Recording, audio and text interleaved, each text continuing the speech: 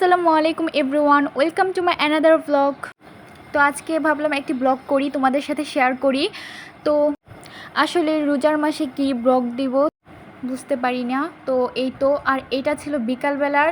তো বিকালবেলা হচ্ছে আমি রান্নাঘরে গিয়ে দেখি আম্মু গরুর মাংস রান্না করেছে আর কি ইফতারির জন্য আজকে এইগুলাই রান্না করা হবে। খিচুড়ি, মাংস দিয়ে খিচুড়ি রান্না করা হচ্ছে।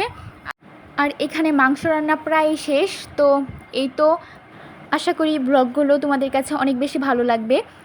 আর এই পাশে হচ্ছে পেঁয়াজ কুচি, তারপর তেজপাতা ছিল, আর এখানে হচ্ছে ওই যে মুরগির ভিতরে ডিম থাকে না, ওই ডিমগুলো ছিল। আর এটা হচ্ছে মটরশুঁটি ফ্রিজ থেকে বের করে আনা হয়েছে। আসলে এইভাবে আম্মু দেখি প্রায় সময় সংরক্ষণ করে রেখে দিই, তাহলে আর কি কিছুদিন রেখে রেখে খেতে পারে। আর এখানে হয় রসুন বাটা আর ওই তো আর কি মশলা টশলাই আর কি ছিল, ওই যে গরম মশলার মতো। আর এখানে আম্মু হচ্ছে মাংস রান্না করার জন্য কষানো হচ্ছে আর কি। খিচুড়ি তো মাংস দিয়ে রান্না করবে, তো ওইটাই আর কি।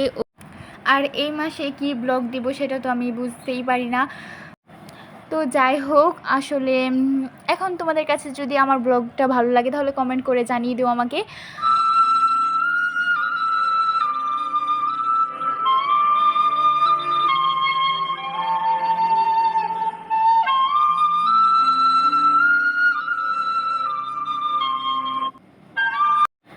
আর হ্যাঁ, তোমরা কিন্তু মনে করে যারা ফেসবুকে আমার ভিডিওটি দেখবে তারা হচ্ছে ফলো করে দিও, আর যারা ইউটিউবে আমার এই ভিডিওটি দেখবে তারা সাবস্ক্রাইব করে দিও, যাতে করে নতুন কোনো ভিডিও দেওয়ার সাথে সাথেই তার নোটিফিকেশন তোমরা পেয়ে যাও এবং ভিডিওটি দেখতে পারো।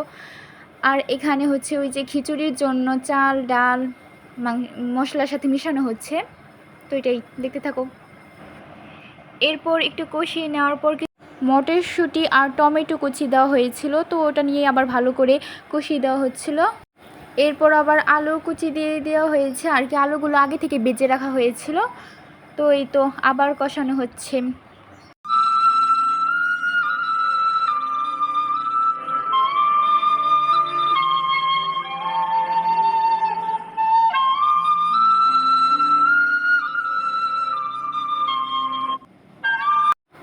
তো এই তো রান্নাও প্রায় শেষ। এরপর কেওড়া জল না কি যেন একটা বলে, তো ওইটা আর কি দিয়ে নাড়াচাড়া করিয়ে নামিয়ে ফেলা হয়েছিল। তো যাই হোক, তো এরপর কি আর মাগরিবের আজানের অপেক্ষায় ছিলাম, দেন আজান দেওয়ার পর খাওয়া স্টার্ট করে দেই।